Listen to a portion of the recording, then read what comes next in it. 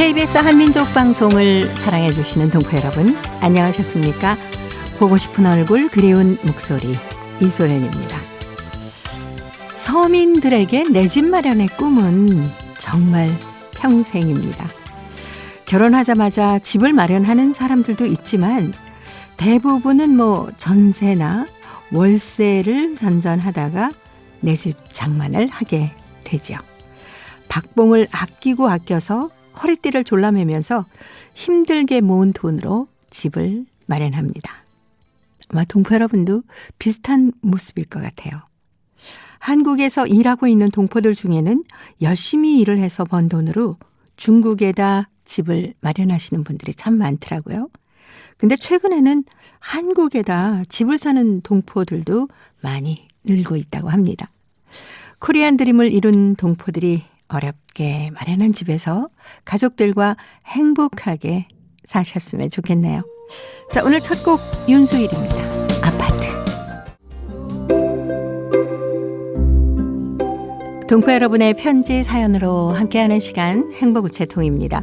화요일에 행복우체통 홍익대학교 글로벌 경영학과 전춘화 교수와 함께하는 날이죠. 어서 오세요. 안녕하세요.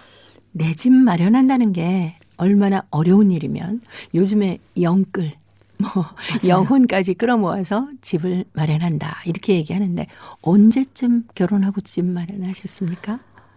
저희 때는 대출이란 좋은 제도가 있기 때문에 제 대출을 결혼하고 나서는 좀 빨리 진행을 했는데 졸업하는 걸 생각하면 7년 만에 그 대출을 그걸 모아서 집을 샀고요. 그다음 이제 대출 다 갚기까지는 한 10몇 년 걸린 것 같습니다. 그렇죠. 네. 저도 결혼하고 한 5년 만에 대출 끼고 막 이래서 일단 집을 마련한 게 전세금 올려달라. 또 이사 가라. 막 이러는 게 좀 너무 불편하더라고요. 그래서 저지르고 보자 하고 대출해서 집을 마련했던 기억이 나는데 그때 얼마나 신이 났는지. 맞아요. 잠이 안 오더라니까요. 네. 집이 없을 때는 그런 생각 많이 안 하다가 이제 결혼을 앞두고 아이도 생긴다 이 생각하니까 그쵸. 나만이 보금자리가 필요하더라고요. 이전에는 월세, 저는 이제 중국에 살았기 때문에 전세란 개념 별로 없었고 월세로 살았는데 월세 살 때 혼자 살 때는 월세든 자기 집이든 큰 개념이 없었습니다. 근데 결혼하고 나니까 얘기처럼 나가라는 소리를 안 듣게. 근데 그것도 쉽지는 않더라고요. 그러니까요. 근데 한국에서 일하고 계시는 우리 동포분들이 중국에다 집을 마련하는 게 꿈이다 하시는 분들 참 많으세요. 네, 맞습니다. 아마 이게 단기별로 좀 다른데 저희 부모님 세대 때는 그러니까 한 지금으로 얘기하면 한 70세, 60세 이상 분들은 자식을 양육하고 그 중국에다가 본인 집뿐만 아니라 아이들이 결혼할 집까지 마련하는 게 이게 꿈이었죠. 그래서 엄청나게 정말 아끼고 모아서 이렇게 집을 사는 경우가 있고 또 좀 더 젊은 분들은 이제 자식도 자식이지만 본인들이 이제 집을 먼저 우선 이제 구매하는 걸로. 근데 이전에는 가격 차이가 많이 있어서 좀 저렴했거든요. 한국의 급여가 높아서. 그런데 중국도 막 발전하다 보니까 집값도 많이 올라서 요즘은 사실 자식 집까지 다 마련하기는 좀 어려운 편입니다. 그렇죠. 아니 자녀분들 집은 자녀들이 마련해야 되는 거 아닙니까? 그거는 맞는데 또 부모 입장으로서는 해주고 싶은 마음이 더 크고 또 자녀분들은 또 반대로 연세에 좀 연로하신 부모님 계시면 또 부모님의 집을 좀 더 좋은 집으로 싶죠. 해드리고 싶고 이런 마음이죠. 네.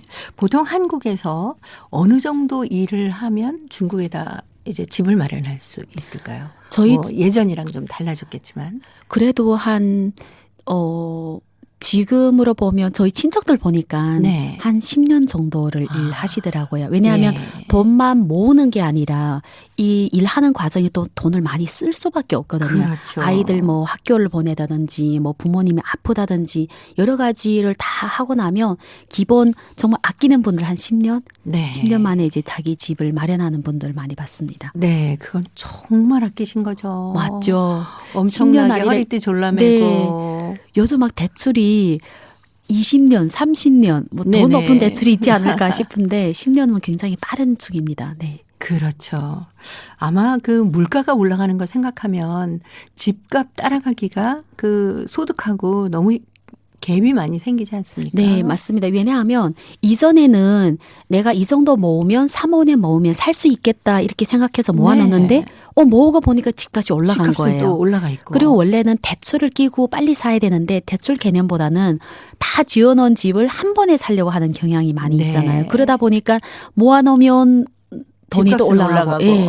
돈은 그래서 모자라고. 이렇게 좀 오래 지나도록 집 못 사는 분들도 꽤 있죠. 네. 그런 분들께 정말 화이팅을 한번 외쳐드리고 싶어요. 열심히 하셔서 대출을 좀 끼더라도 집 마련해 보시기 바랍니다. 라고 말씀드리고 싶네요. 지금도 아마 열심히 이렇게 일하면서 자기 집 마련을 꿈으로 생각하고 일하는 분들이 많이 있을 겁니다. 그렇겠죠. 네.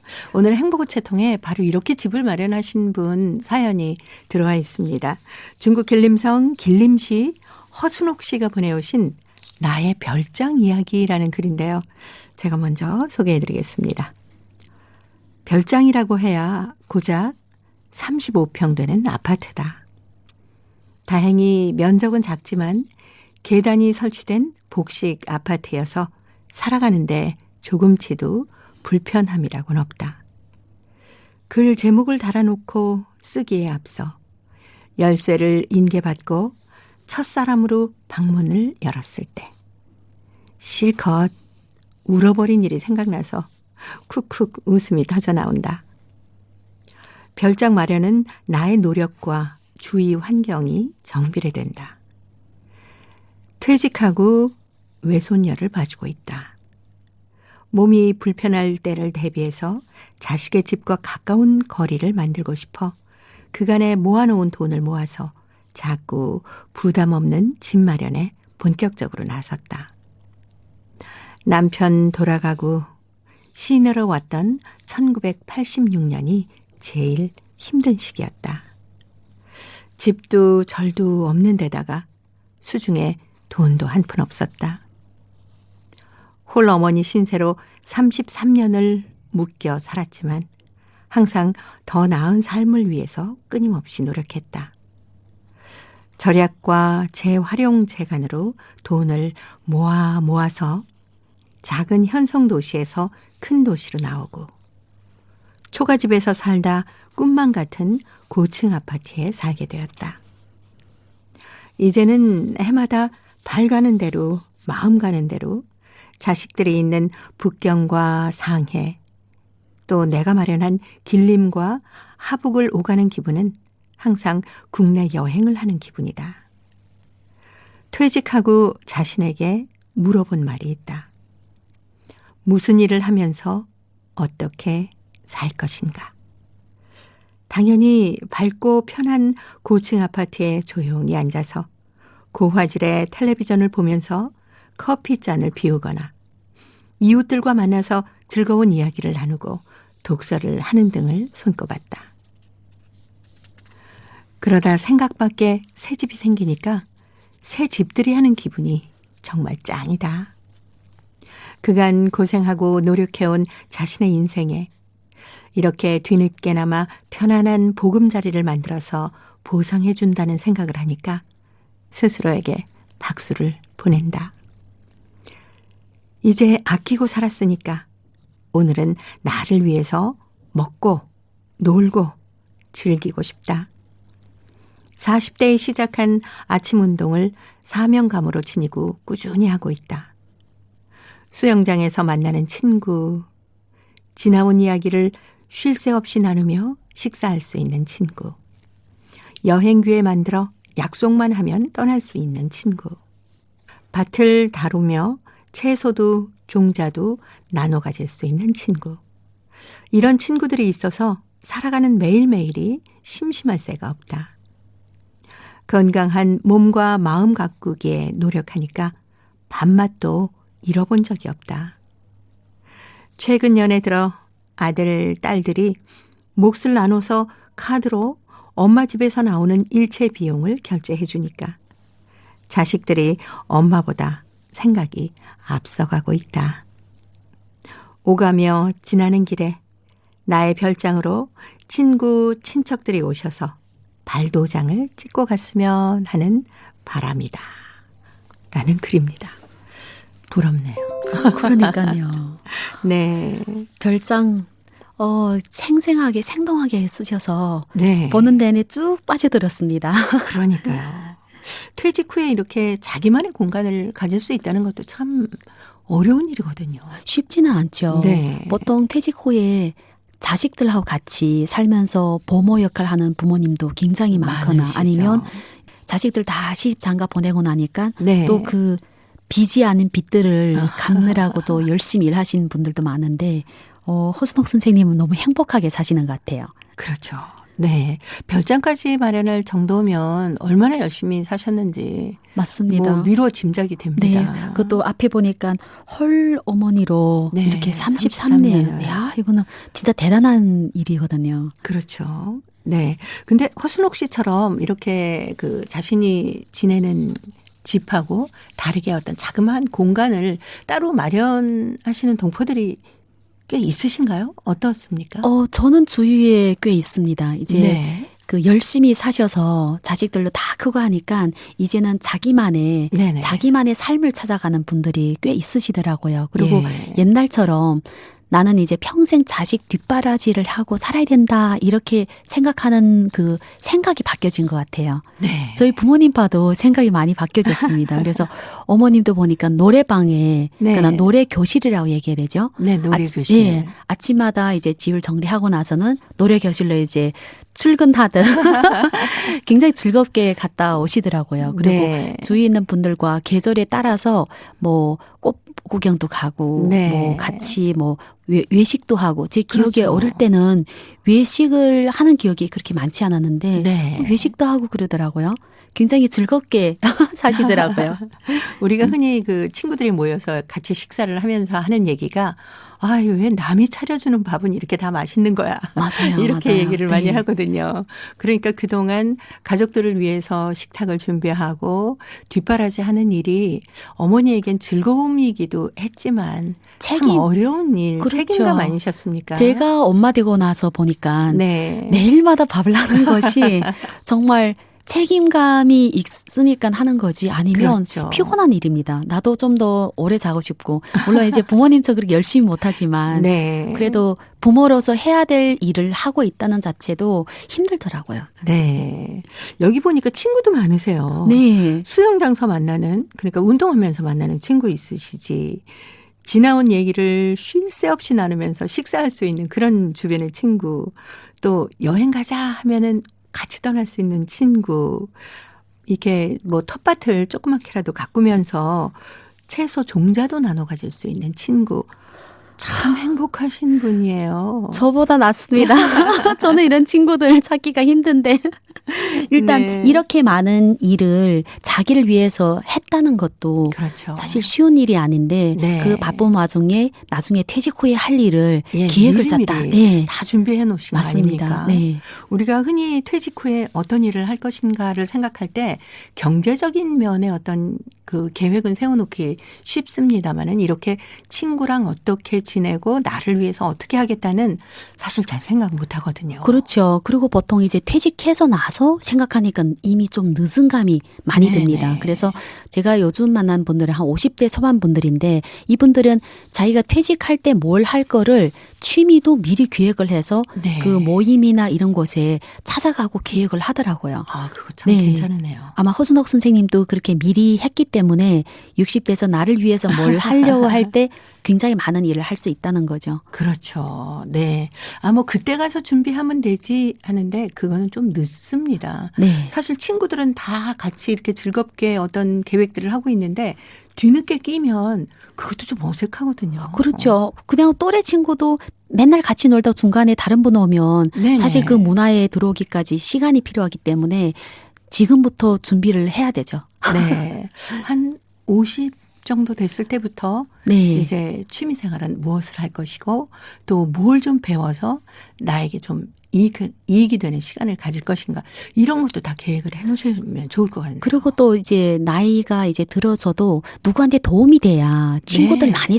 많이 생기거든요. 그럼요. 근데 그것도 습관인 것 같습니다. 습관이고 또 능력이고. 네. 그래서 그런 거를 지금부터 꾸준히 이어가야 그 나이 또래 가서 내가 원하는 삶을 살 수 있으니까. 네. 저도 이 글을 보면서 이렇게 다양하게 우리가 친구한 보통 이제 몇 명 학교 나랑 친구 네 뭐 이렇게 그렇죠. 나랑 말 잘 통하는 친구만 생각했는데 생각해 보니까 정말 뭐 여행 갈 수 있는 친구, 쉴 새 없이 말할 수 있는 친구, 밭을 갈 수 있는 친구.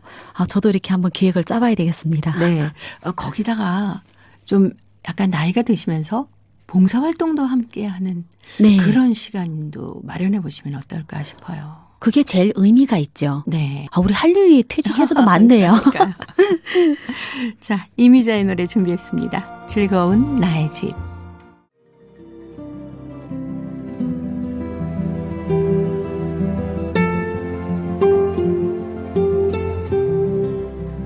동포 여러분의 따뜻한 사연으로 아름다운 추억을 만들어 드립니다.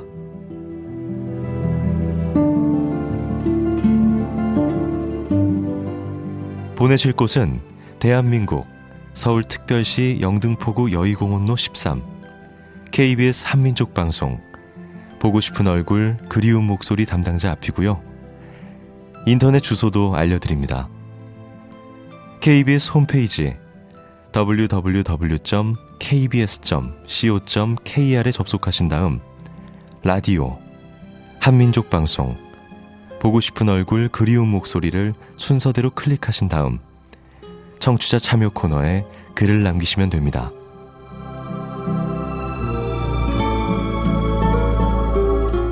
정다운 이야기와 아름다운 음악이 있는 보고 싶은 얼굴 그리운 목소리 동포 여러분과 늘 함께하겠습니다. 화요일의 행복우체통 홍익대학교 글로벌 경영학과 전춘화 교수님과 함께하고 있습니다. 자, 오늘 두 번째 사연은 중국 길림성 류하연 김소여 학생이 보내왔습니다. 즐거움을 가져다준 실수인데요. 어떤 실수일까요? 전춘화 교수님이 소개해드립니다. 생일 축하합니다. 생일 축하합니다. 매번 이 노래를 들을 때면 나도 모르게 유치원 때 있었던 일이 눈앞에 생생하게 떠오른다. 그날은 큰 외삼촌이 생신이었다. 외할아버지께서는 집 식구들 중에 누구의 생일이든 음식점에서 생일 파티를 열고 기타 사람은 선물을 준비해야 한다는 규정을 만들었다. 5시가 되자 생일 파티가 시작되었다. 우리는 먼저 생일 케이크에 촛불을 켜고 생일 축하 노래를 불렀다. 나는 기다렸다는 듯이 잽싸게 큰 외삼촌께 달려가 정성껏 만든 축하 카드를 드렸다. 큰 외삼촌 새해 복 많이 받으세요. 오래오래 건강하게 사세요. 내가 맨 먼저 큰 삼촌께 선물을 드렸으니 엄마가 날 칭찬해 주겠지?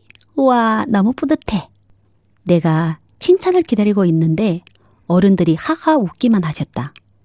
내가 어리둥절해자 어머니께서 웃음을 참으며 나에게 말했다. 소여야, 네가 외삼촌에게 한 말 다시 한번 생각해봐. 새해 복 많이 받으세요 라고 말해야 되겠니? 그제야 눈치챈 나는 얼굴이 순식간에 화끈 달아올랐다. 나는 다시 큰 외삼촌께 생신 축하합니다 라고 말했다. 지금도 매번 집 식구들이 생일이 되면 가족들은 그때 일을 말하곤 하며 웃곤 하였다. 어릴 적 한 번의 말실수로 우리 가족에게 즐거움을 갖다 주었다고 생각하면 마냥 행복하기만 하다. 네, 얼른 나가서 첫 번째로 생일 축하해드려야지라는 마음으로 그냥 얼른 앞으로 나가서 선물 드리면서 한 얘기가 새해 복 많이 받으세요가 그러니까요. 됐군요. 네. 말실수를 자기도 모르게 네. 습관적으로 하는 그게 있는가 봐요. 그렇죠. 네. 근데 주변은 또 얼마나 즐거웠겠습니까? 맞습니다. 맞는 일보다 가끔 네. 이렇게 웃기는 실수가 예. 오래도록 또 남으면서 다른 사람들이 이렇게 추억에 그때 한바탕 웃던 생각이 나니까 오래도록 그렇죠. 가더라고요. 네. 그리고 아마 외삼촌 생신 때가 되면은 모두 모여서 얘기할 때마다 이 얘기할 거예요. 예, 아유, 맞아요. 네가 어렸을 때 말이야. 막 이러면서 소여가 글쎄 생일 축하를 새해 복 많이 받으세요라고 하지 않았겠니? 하면서 웃곤 할 것 같은데 혹시 네. 이런 뭐 실수했거나 그런 기억이 있으세요? 저도 있죠. 왜냐하면 강의를 하다 보면 네. 가끔 이제 특강을 나갈 때가 있거든요. 네네네. 특강을 나갔는데 다음 주 저희들 어떤 걸 합니다. 이런 습관적으로 오늘 과제는 네, 이렇게 네, 다음 네. 주 뭐 합니다 하는데 특강을 하고 나서 사실 특강은 한 번 처음 만나고 또 마지막 만날 수도 있는데 그렇죠. 자기도 모르게 다음 주 오늘의 과제는 무엇이고 다음 주에 뵙겠습니다 이러면 그 앉는 분들이 다음 주 우리 또 봬요? 또 특강 있어? 이러면 특강이 또 있나 보다. 그렇게 얘기하고 나서 습관적으로 이게 몸에 배이다 보니까 이렇게 전 인연이 되었습니다. 이런 얘기 아니라 다음 네. 주도 뵙겠습니다. 이렇게 얘기하고 웃는 기억이 납니다. 네. 저희는 가끔 이렇게 생방송을 할 때 애청자 여러분 안녕하세요. 반갑습니다. 하는데 애청자 여러분 안녕하십니다. 안녕하세요. 반갑습니다를 그냥 어떻게 그냥 버무려져서 그렇게 그냥 불쑥 나올 때도 있거든요. 네. 그런 실수를 하고 나면 그다음부터는 인사할 때마다 웃음이 나와가지고요. 그렇죠. 네. 네. 근데 이런 작은 실수가 피해가 될 때도 있지만 거의 다 그 즐거운 일들 아닐까요? 그렇죠. 인상에 좀 많이 남죠. 네. 저도 이제 학생들도 하다 보면 네. 이름을 기억을 분명히 했는데 이 학생하고 저 학생 이름을 이제 반대로 기억해가지고 네. 그 친구를 보면서 이름을 부르는 거죠. 근데 반응이 없어요. 네. 보니까 다른 데 있어요.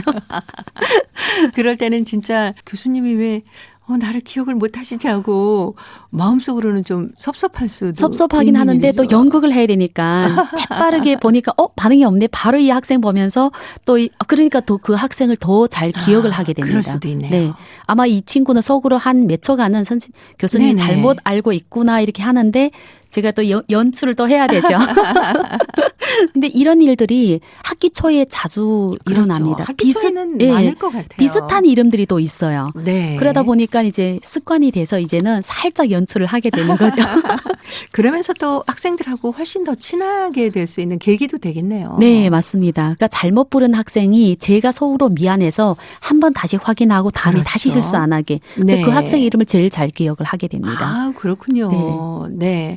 하긴 저희도 그 선생님이 출석부 보고 쭉 이름을 부르실 때 아차 하고 잘못 부르는 경우도 있지 않습니까? 맞습니다. 그때는 순간 섭섭했다가도 나중에 보면은 선생님이 진짜 오랫동안 기억해 주시는 예, 것 같아요. 맞아요. 그래서 실수가 가끔 보면 이게 이제 본의 아니게 하는 실수가 있기 때문에 그 실수가 즐거움을 주면서도 또 그 실수가 오래도록 기억이 남으니까 네. 실수가 마냥 실수는 아니네요. 그렇죠. 근데 이 실수를 좀 줄일 수 있는 방법, 학생의 입장에서 선생님께 여쭤봅니다. 어떻게 해야 되나요?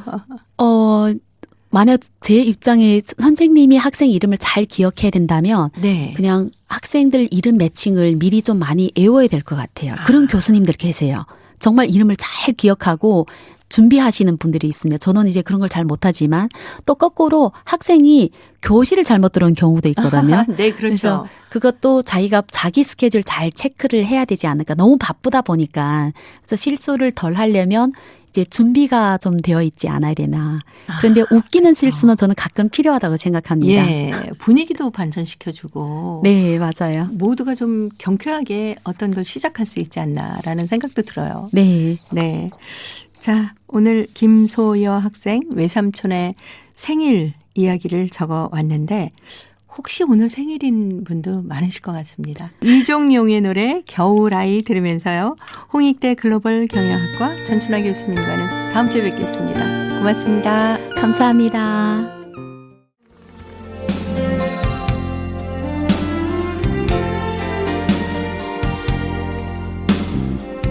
KBS 한민족 방송은 7천만 온결어의 꿈을 담습니다.